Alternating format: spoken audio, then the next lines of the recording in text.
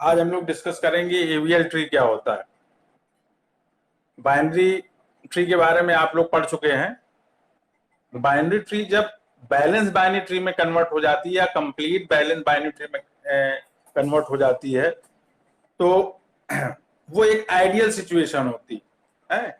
वो उतना जो देखो एक बुक में स्टैंडर्ड लिखे रहते हैं वो आइडियल होते हैं, लेकिन जब उसको जमीन पे हम लोग इम्प्लीमेंट करते हैं तो उसके नियरेस्ट हम लोग पहुंच पाते हैं। कोई भी हम लोग टेक्निक से कोई भी अप्रोच जब लगाते हैं, तो अगर कोई बाइनरी ट्री दी है और बाइनरी बैलेंस्ड या कंप्लीट बैलेंस ट्री जो है एक आइडियल सिचुएशन होती है जिसमें जिसके भी जो भी नोट्स होंगे उसकी वैल्यू होगी -1, 0 या 1, 3 उसके वैल्यू होती है, तो वो एक आइडियल सिचुएशन है। लेकिन कोशिश हम लोग क्या करेंगे कि जो ये एवीएल टेक्निक्स दी है, ये एक रशियन मैथमेटिशियन थे, 3 मैथमेटिशियन ने मिलके उनके नेम का जो है जो फर्स्ट जो लेटर था एवीएल है, उनको लेके जो है इस टेक्निक या इस अप्रोच का नाम दिया गया, जिसके थ्रू हम किसी बाइनरी ट्री को बैलेंस्ड जो है ट्री में कन्वर्ट करते हैं।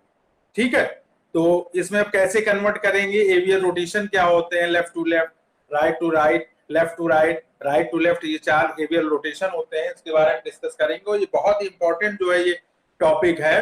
आप लोग नेट वगैरह की प्रिपरेशन करोगे आफ्टर पीजी तो एक क्वेश्चन डेफिनेट इससे मिलेगा आपको एवीएल से। ठीक है, तो इसको आप समझिएगा। हम स्क्रीन शेयर कर रहे हैं।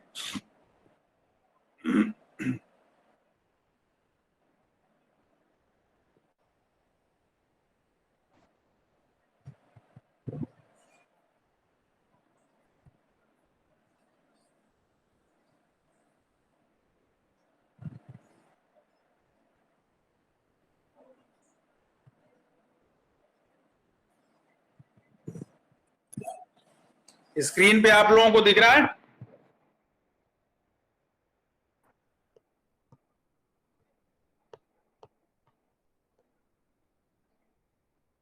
हेलो? Yes sir. हाँ, देखिए एवीएल ट्री के बारे में जो आपको बताया गया कि if the binary search tree is complete balance tree then this optimization can be achieve.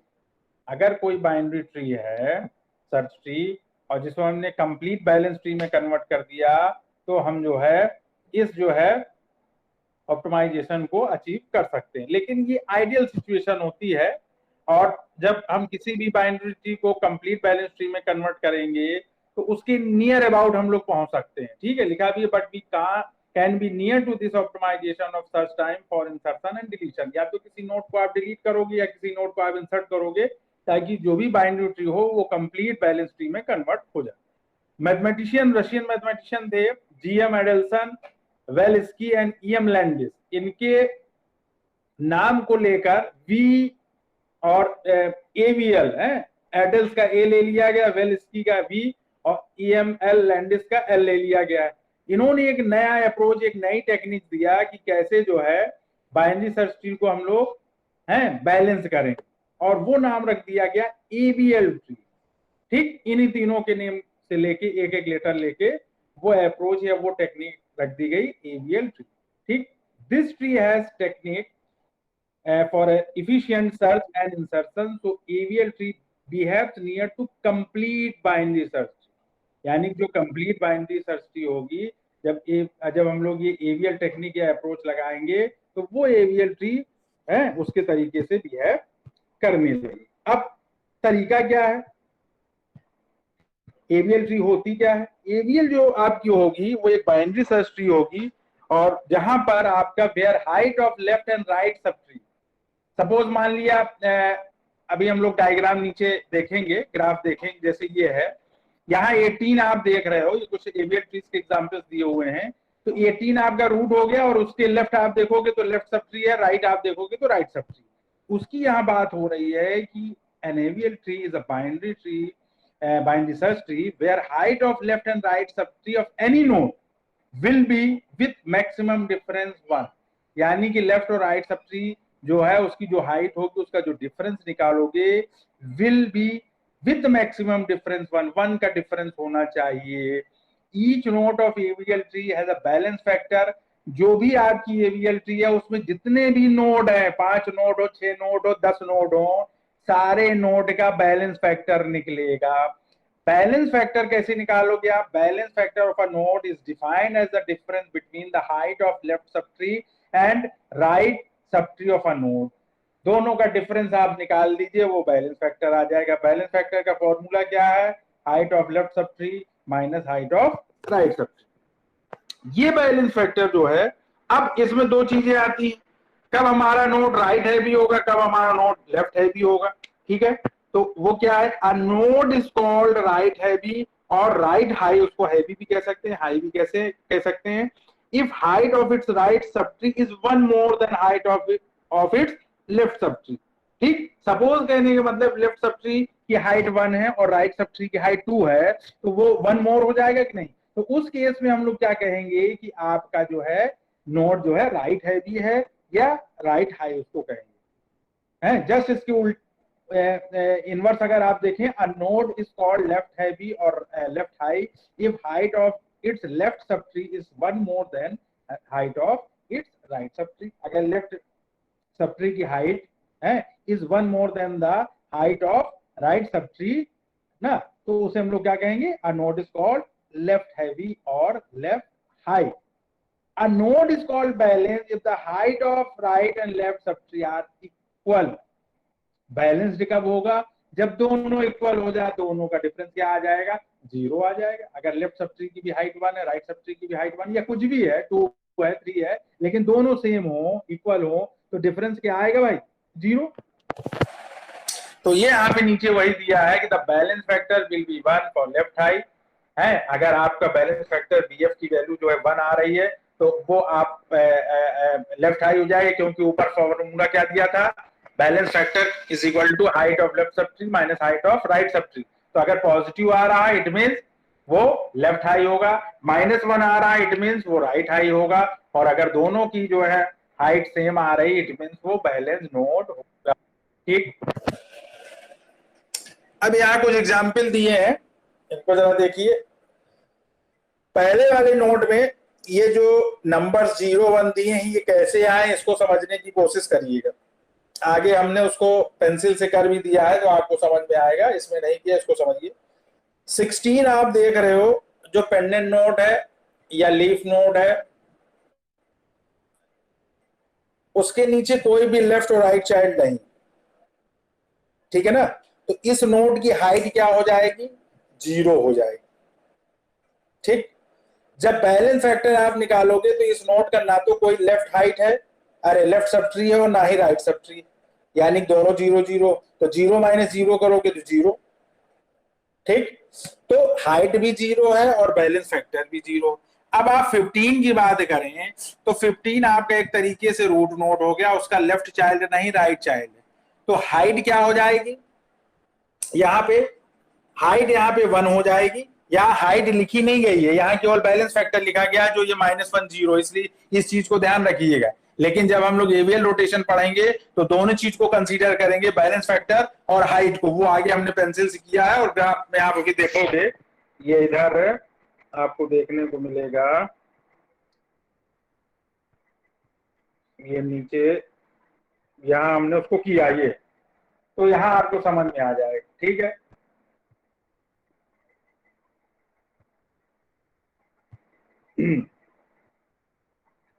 हाँ 15 की बात हम कर रहे थे, तो यहाँ भी ये बैलेंस फैक्टर है। इस 15 की लेफ्ट चाइल्ड की हाइट क्या है? 0, क्योंकि कुछ है ही नहीं उधर। राइट क्या है? 1 है, तो 0 - 1 करोगे तो -1 आएगा, ये -1 उसकी हाइट लिख दी गई। फिर 18 की बात अगर हम करेंगे तो 18 में आप देखोगे कि लेफ्ट सब ट्री जो है उसकी हाइट क्या है? 16 से आप काउंट करिए 1 और 2, ये जो दो एजेस आपको दिख रहे हैं 15 और 16 के बीच कनेक्ट है, एक एज 15 18 कनेक्ट है, ये दो, तो टोटल हाइट कितनी हो जाएगी? 2। फिर इसी तरीके से आप काउंट करिए राइट सब ट्री में, इसकी भी हाइट 2 हो जाएगी। तो जब आप दोनों को सब्ट्रैक्ट करोगे तो ये नोड क्या हो जाएगा? बैलेंस नोड हो जाएगा। है, उसकी हाइट क्या है? वो है आपका बैलेंस फैक्टर क्या है? 0 है, और हाइट भी क्या हो जाएगी? 2 हो जाएगी। दोनों सेम है, तो हाइट नहीं लिखी गई है, केवल बैलेंस फैक्टर यहाँ बताया गया। इस तरीके से जितने भी डायग्राम दिए हैं उसमें आप चेक कर सकते हैं कि ये जो है बैलेंस है कि नहीं। यानी कि जो -1 है इट मीन्स वो हो जाएगा आपका जो है राइट हैवी या राइट हाई, 1 है तो वो लेफ्ट हैवी हो जाएगा या लेफ्ट हाई हो जाएगा, 0 है तो वो बैलेंस नोड होगा क्योंकि दोनों की हाइट उस समय क्या होगी, सेम हो जाएगी। तो ये प्रैक्टिस के लिए दिए गए हैं, इनको आप लोग देख लीजिएगा। इंसर्शन के लिए अगर एबीएल ट्री में हम कोई नोट को इंसर्ट कर रहे हैं तो उसमें वही सारी प्रॉपर्टीज यूज की जाती है जो बाइनरी सर्च ट्री में की जाएगी है। बाइनरी सर्च ट्री का अभी हम आपको बताएंगे किस तरीके से, उसमें केवल अभी आपको ये बताया गया है कि कैसे हम जो है ट्रावर्सर करेंगे, उसमें ट्रावर्सिंग उसका बताया गया था। बाइनरी सर्च ट्री अभी हम बताएंगे तो उसमें बताएंगे। इसमें को समझ थोड़ा सा समझ लीजिए क्या स्टेप है।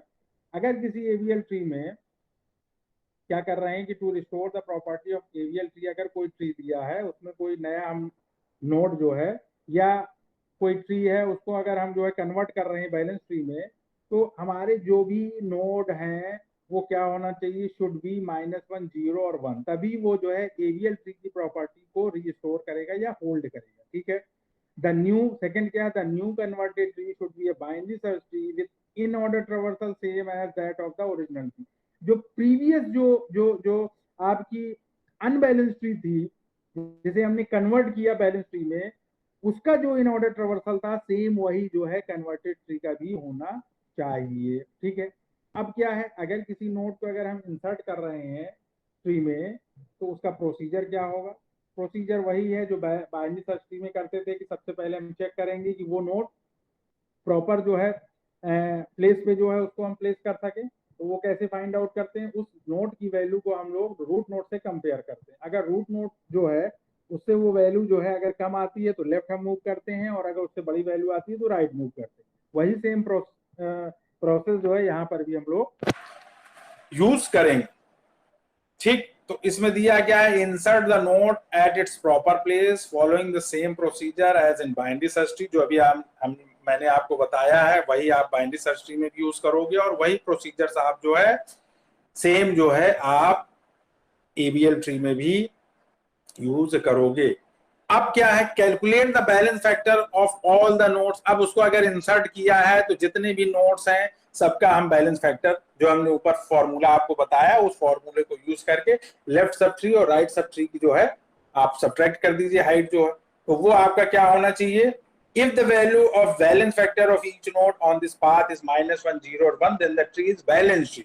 अगर जो भी नोड्स हैं जिनमें अगर लेफ्ट हाई है राइट हाई है कोई नोड या बैलेंस नोड है तो वो ट्री आपकी बैलेंस होगी। Otherwise and has not lost इस एवीएल ट्री प्रॉपर्टी, और अगर ये है तो वो ट्री जो है एवीएल ट्री की जो भी प्रॉपर्टी होगी उसको लॉस नहीं करेगी। After the insertion of new node there is no need to proceed further.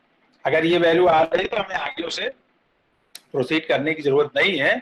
If the absolute value of balance factor of any node in this path becomes more than 1, अगर एक से अधिक value है, 2 है, किसी की -2 है, 3 है, then the tree becomes unbalanced। तो ट्री क्या हो जाएगी, अनबैलेंस हो जाएगी। और उस केस में हमें क्या करना पड़ेगा, पाइवट एक एलिमेंट को हमें फाइंड आउट करना पड़ेगा। तो node which is nearest to the inserted node and has absolute value of balance factor greater than 1, ऐसा नोड जो इंसर्टेड नोड के नियरेस्ट हो और उसकी जो बैलेंस फैक्टर है वो 1 से अधिक हो, 2 हो, 3 हो, तो उसको हम क्या मार्क करेंगे, is mark as the pivot node. उसको पाइवट नोड मार्क करेंगे और उसको पी से हम लोग डिनोट करते हैं। आगे हम लोग ग्राफ में उसको देखेंगे। ठीक, इफ सेकंड थर्ड क्या है, if the tree has become unbalanced after the insertion, अगर कोई हमने नोड इंसर्ट किया और वो ट्री आपके अनबैलेंस हो रही, then there is a need to convert the above tree by performing rotation about the pivot node such the converted tree has all the properties of the AVL। उस case में हम जो AVL rotation है उस AVL rotation को use करके unbalance tree को balance tree में कन्वर्ट करेंगे ताकि जो भी AVL ट्री की प्रॉपर्टीज है वो लॉस्ट ना हो। ठीक, अब यहाँ पे ये AVL ट्री दिए, ये आपकी बैलेंस्ड है। यहाँ पे आप देख रहे हो कि जो भी नोड्स हैं उनकी वैल्यू 0, -1 और 1 के बीच में है। है, यानी कि लेफ्ट हाई हो सकता है, राइट हाई हो सकता है, बैलेंस हो सकता है, कोई दिक्कत नहीं। इसके अलावा अगर कोई वैल्यू हो रही है तो फिर वो प्रॉब्लम हो। यहाँ पे क्या बताएगा, insert node 52 in the AVL tree. अब ये एवफ ट्री है, यहाँ पे 52 को हमें इंसर्ट करना है, तो आप कैसे करोगे? 52 को सबसे पहले जो टॉप रूट है 72 से कंपेयर किया, 52 इज लेस देन 72 है, तो लेफ्ट हम मूव करेंगे। ठीक, लेफ्ट हम मूव करेंगे। उस केस में मूव लेफ्ट, उस केस में हम लोग कहां पे आएंगे? 56 पे। 56 से कंपेयर करेंगे तो 56 से ये वैल्यू क्या हो जाएगी? लेस हो जाएगी है, तो कहां पे आएंगे? 48 पे आएंगे हम, फिर लेफ्ट मूव करेंगे और उसके बाद 48 से जब कंपेयर करवाएंगे तो 52 इज ग्रेटर देन 48, तो 48 के राइट में मूव करेंगे और यहाँ पे हम इसको इंसर्ट करेंगे। ठीक, ये प्रोसीजर होता है बाइनरी सर्च ट्री में इंसर्शन का। वही सेम हम लोग एरियल ट्री में भी करेंगे। आवाज आप लोग तक पहुंच रही है? Yes sir. समझ में कुछ आ रहा है कि केवल हम कथा बांच रहे हैं? आ रहा है सर। हाँ, इसको समझिएगा, एक एक चीज समझाई जा रही है और खुद से भी समझने की कोशिश करिएगा क्योंकि ये इंपॉर्टेंट है। इस तरीके से इसको हमने इंसर्ट किया। अब इंसर्ट करने के बाद जो भी आपके नोड हैं सबका हम बैलेंस फैक्टर जो है कैलकुलेट करेंगे। ठीक है, ये आ गया। उसके बाद फिर एक दूसरा दिया है 35 को इंसर्ट किया है, इसमें 35 को हमने इंसर्ट कर दिया। फिर अगर ये इंसर्ट करने के बाद बैलेंस फैक्टर जो है, देखो यहाँ चेंज हो गया 48 का 56 का 2 हो गया ना, तो फिर ये क्या है, ये अनबैलेंस हो जाएगी। और अनबैलेंस के कारण देखो नीचे दिया भी है कि node 48 is unbalance and is nearest to the inserted node, so it will be pivot node, जो 56 है। ठीक है, तो ये इस तरीके से आपका जो है, अरे 48 जो है वो आपका पाइवट नोड हो जाएगा। और जो इंसर्ट नोड क्या है, 35 है इंसर्टेड नोड, उसके नियरेस्ट भी है।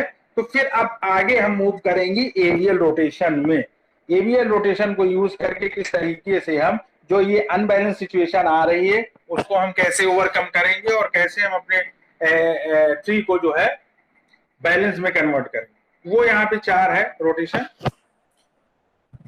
क्या है यहाँ पे? There can be 4 types rotation के दिए हैं, left to left, right to right, right to left, left to right.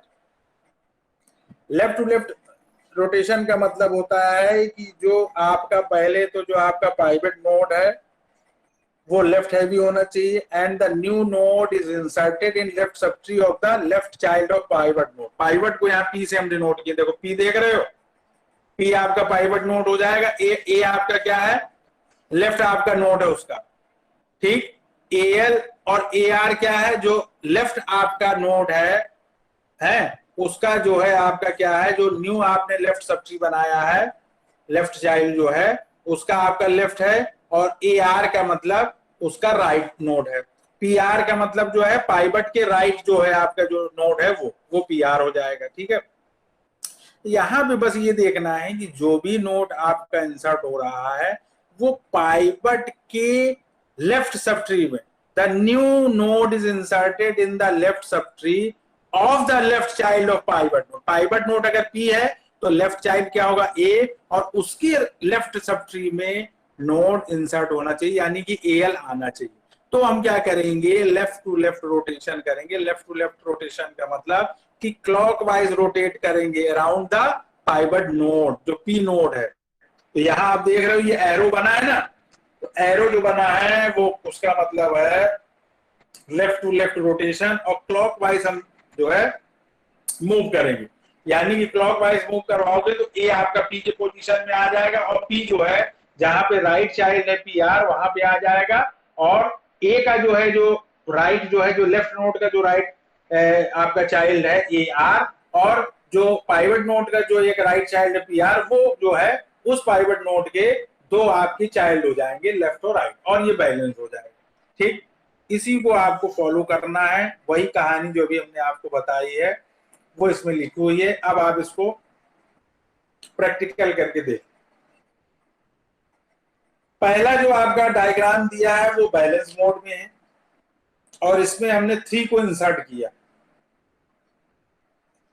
3 को इंसर्ट किया हमने, तो अभी आप देख रहे हो आपको केवल बैलेंस फैक्टर देखना है, हाइट से मतलब नहीं, बैलेंस फैक्टर से आपको मतलब। बैलेंस फैक्टर अगर 1 के अलावा 2 3 होता है तो अनबैलेंस होगा, हाइट से मतलब नहीं, हाइट 3 हो 5 हो 10 हो कोई मतलब नहीं।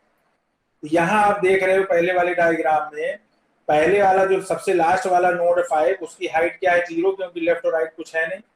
बैलेंस फैक्टर भी क्या हो जाएगा 0 हो जाएगा, क्योंकि left sub tree is equal to 0, right sub tree is equal to 0 जो हाइट होगी, तो दोनों का डिफरेंस 0। इसी तरीके से जब 10 की बात करोगे तो इसकी हाइट क्या हो जाएगी 1, क्योंकि लेफ्ट भी 1 है और राइट भी 1 है, तो हाइट 1 होगी। बैलेंस फैक्टर जब निकालोगे तो दोनों की हाइट सेम है, लेफ्ट और राइट सब ट्री की, तो 0 आ जाएगा। 15 की बात करिए तो लेफ्ट आप देख रहे हो तो 1 और 2, नीचे से हाइट उसकी काउंट करो, 1 2 हाइट हो गई।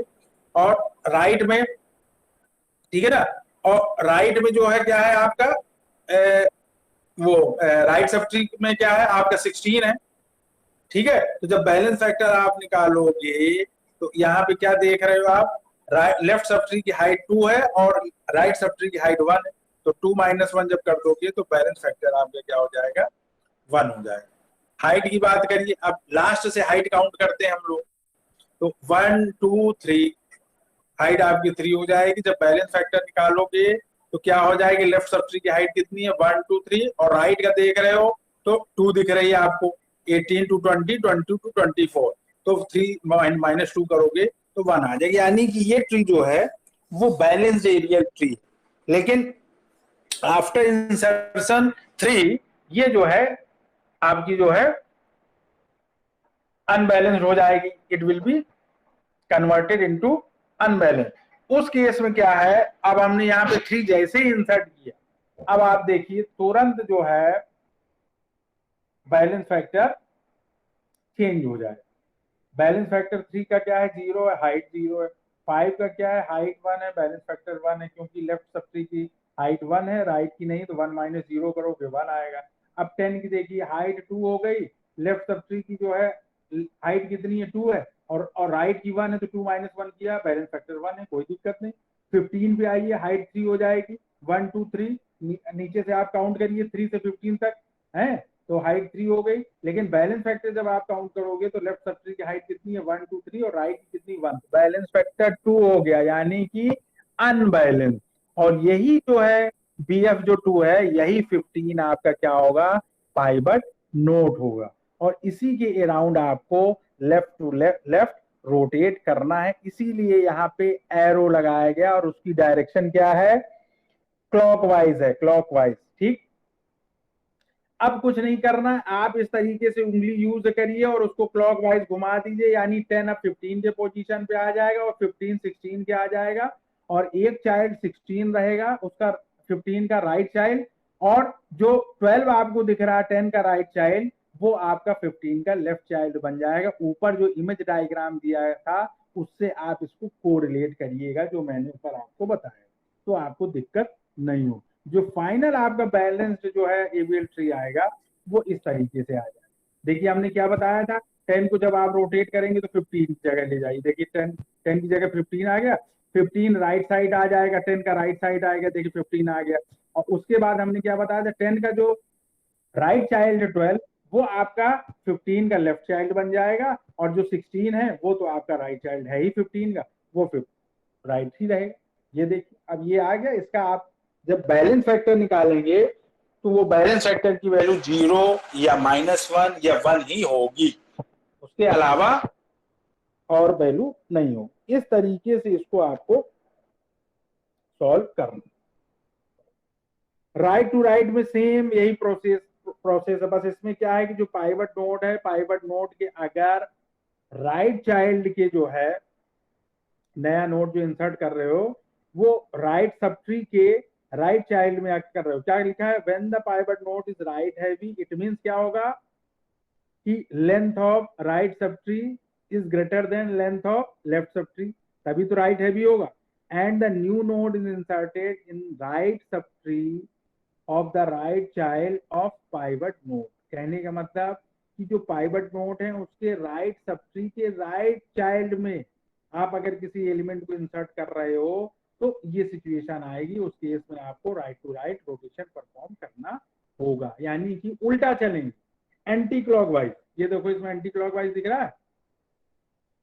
पी आपका पाइवट नोड हो गया, उसका राइट सब ट्री है, राइट सब ट्री के राइट चाइल्ड पे, राइट सब ट्री वाला राइट तरफ आपका राइट सब ट्री हो गया पूरा, और राइट चाइल्ड क्या हो गया ए के राइट में आपको, यानी कि ए आर जो एलिमेंट इंसर्ट करोगे वो उस केस में आपको right to right rotation perform करना होगा, और उस केस में आपको एंटी क्लॉकवाइज मूव करना होगा अराउंड द पाइवट नोड। अब देखिए जरा इसको,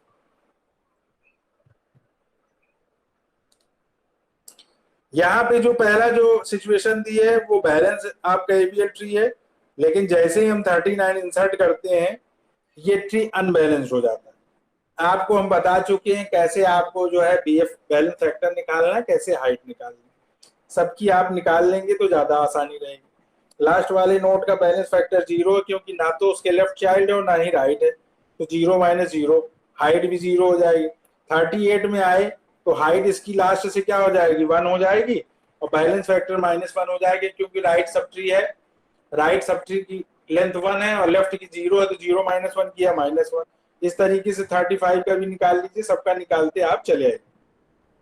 जैसे 20 पे पहुंचेंगे बैलेंस फैक्टर उसका क्या हो जाएगा आपका 1 2 3 और ये 2, ये 1 -2 हो जाएगा, यानी कि अनबैलेंस हो जाएगा, और यही आपका 20 जो है पाइवट एलिमेंट हो जाएगा। इसी के अराउंड आपको right to right rotation perform करना। करने का मतलब कि 35 को आप 20 की पोजीशन पे ले आइए है, और 20 आपका 35 पे क्या हो जाएगा, लेफ्ट चाइल्ड हो जाएगा, और उसका लेफ्ट 16 है, और जो 35 का लेफ्ट है 26, वो 20 का राइट हो जाएगा। देखिए आप, ये दिख रहा है कि नहीं? हमने क्या बताया था, 20 की जगह 35 ले आइए, 30 का जो है लेफ्ट चाइल्ड 20 हो जाएगा, 20 का लेफ्ट चाइल्ड 16 है वो एज इट इज रहेगा, और 35 का जो राइट चाइल्ड है वो 20 का क्या हो जाएगा, राइट हो जाएगा, लेफ्ट जो है, लेफ्ट था ना ये 26, वो राइट हो जाएगा 20 का, तो ये बैलेंस हो गया। तो इस तरीके से इसको करना, कुछ नहीं है, लेकिन थोड़ा सा कंफ्यूजिंग है, थोड़ा सा आपको जो इमेज डायग्राम है उस इमेज डायग्राम में इसको आपको बिल्कुल इसको फिट करना है, उसके अकॉर्डिंग आपको जो है चलना है, उसके अकॉर्डिंग आपको जो है रोटेशन परफॉर्म करना है। आपको पाइवट एलिमेंट पहले जो है फाइंड आउट करना है, और बस उसके बाद रोटेट कर दें, और फिर फाइनली जो है जो भी नोट्स हैं उनके बैलेंस फैक्टर आपको चेक करना। ठीक, अब उसके बाद जो है अगला क्या है, लेफ्ट टू राइट। इसमें दोनों रोटेशन आपको परफॉर्म करने पड़ेंगे। लेफ्ट टू राइट का मतलब है कि जो लास्ट वाला है वो सबसे पहले आप परफॉर्म करोगे, है यहाँ पे दो आपको, first you will perform right to right rotation, and then after you will also perform left to left rotation. यहाँ दो रोटेशन आप परफॉर्म करोगे, दोनों ऑलरेडी आपको बताए जा चुके हैं, कोई प्रॉब्लम नहीं। कैसे करना है जरा देख लीजिए।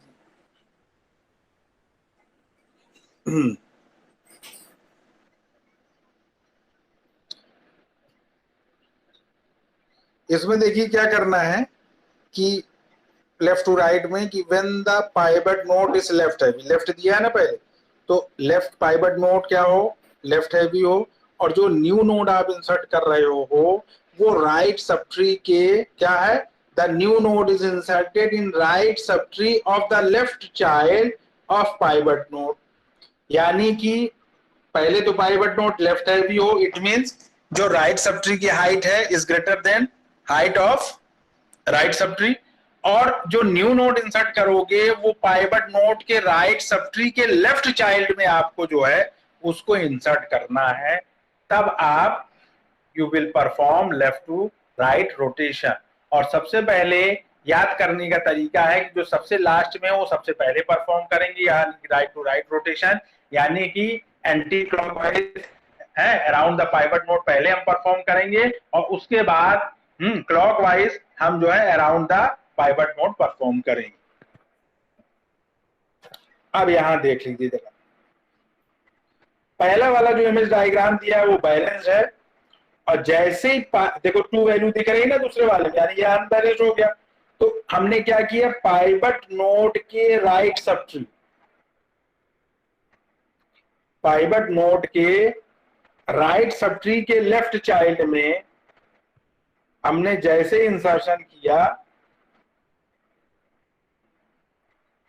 कहाँ गया भाई ये, अरे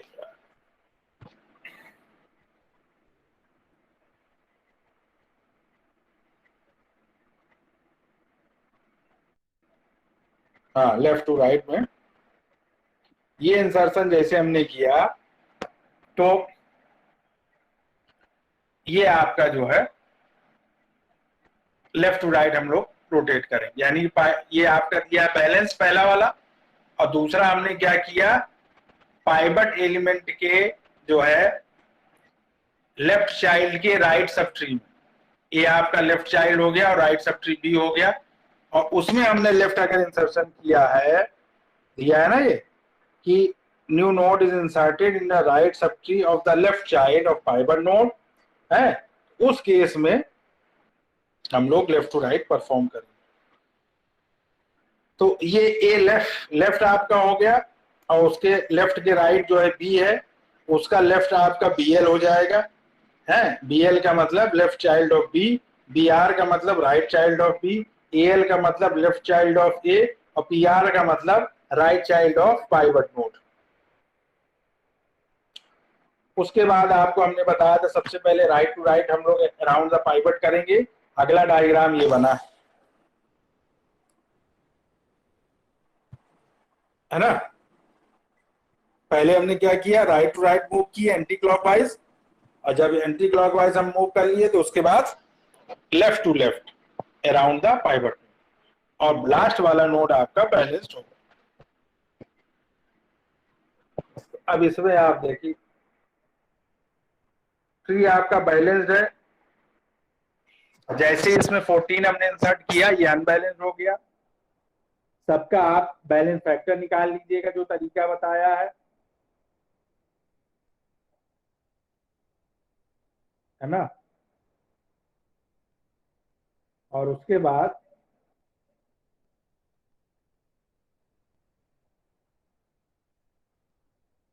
यहाँ पे हम लोग सबसे पहले राइट टू राइट मूव किए हैं, और यहाँ आप देख रहे हैं कि 1 2 और ये कितना हो जाएगा 1,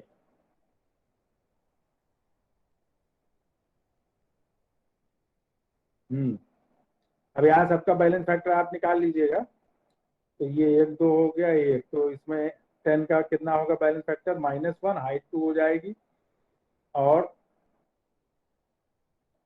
इसका कितना हो जाएगा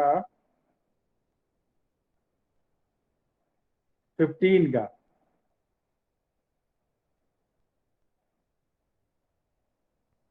जब आप निकालेंगे तो लेफ्ट आप देखिए 1 2 3, और राइट में कितना है 16 है, तो यहाँ बैलेंस फैक्टर 2 कर दीजिएगा, ये 1 आ रहा है ना, ये थोड़ा गड़बड़ हो रहा है, इसको 2 कर दीजिएगा, और उसके बाद सबसे पहले एंटी क्लॉकवाइज रिमूव करेंगे तो 12 10 की जगह आ जाएगा, और 12 का राइट चाइल्ड 14 रहेगा, और जो 10 होगा वो लेफ्ट चाइल्ड हो जाएगा। तो अब इस वाले में देखेंगे आप, ये देखिए 12 का लेफ्ट चाइल्ड 10 हो गया, बाकी एज इट इज है, और उसके बाद जब 15 का आप बैलेंस फैक्टर निकालोगे तो वो 2 आ जाएगा, यहाँ पे 1 2 3 और ये 1 है, वहां पर भी 2 कर लीजिएगा, ये थोड़ा सा मिस प्रिंटिंग हो गई है, यहाँ पे 2 कर लीजिएगा इसके पहले वाले में, ये सेकंड जो आपको दिख रहा है। और उसके बाद फिर हम लोग लेफ्ट टू लेफ्ट रोटेट करेंगे around the pivot node. Pivot node क्या है यहाँ पे 15, तो अब कुछ नहीं करना, 12 को आप 15 की पोजीशन पे ले आइए, और 15 आपका जो है 12 का राइट चाइल्ड हो जाएगा, उसका राइट चाइल्ड 16 है वो एज इट इज रहेगा, जो 14 आपका यहाँ दिख रहा है 12 का राइट चाइल्ड वो 15 का लेफ्ट हो जाएगा, देखिए आप बगल में आप उसको देख, तो ये बैलेंस हो जाएगा।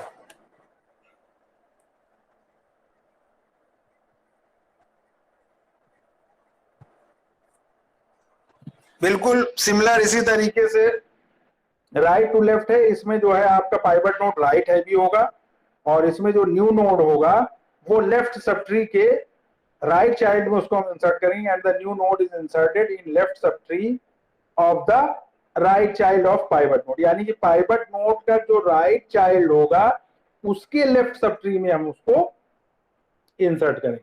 यानी कि जो पाइवट एलिमेंट है उसका जो राइट चाइल्ड होगा उसका जो लेफ्ट सब ट्री होगा उसमें जब हम लोग इंसर्शन करेंगे तो राइट टू लेफ्ट रोटेशन को यूज करेंगे। और उस केस में सबसे पहले left to left around the pivot node और देन उसके बाद right to right around the pivot node हम रोटेट करें। वही सेम चीज यहाँ पे यदि ये पहला वाला इमेज डायग्राम आपका बैलेंस्ड है, दूसरे वाले में क्या बताया था हमने, पाइवट एलिमेंट के जो है राइट चाइल्ड जो होगा, यानी कि ए आपका राइट चाइल्ड हो गया और उसका लेफ्ट सब ट्री जो पी हो गया। यहाँ देखिए सेकंड वाले डायग्राम में पाइवट एलिमेंट आपका पी है, उसका राइट चाइल्ड ए हो गया और उसका लेफ्ट सब ट्री क्या हो गया, बी हो गया। उसमें अगर हम इंसर्ट करते हैं तो आपको राइट टू लेफ्ट रोटेशन करना। तो सबसे पहले आप लेफ्ट टू लेफ्ट क्लॉकवाइज चलेंगे और फिर एंटी क्लॉकवाइज। ये देखिए, और जब ये दोनों आप परफॉर्म कर लेंगे तो आपको जो है बैलेंस ट्री कन्वर्ट हो गया। तो ये डायग्राम दिया है, इसमें आप लोग इसको करिएगा, सारी चीज बताई जा चुकी है। अगर दिक्कत हो तो अगले क्लास में इसको पूछ लीजिएगा, तो एक बार और हम बता देंगे, कोई दिक्कत नहीं।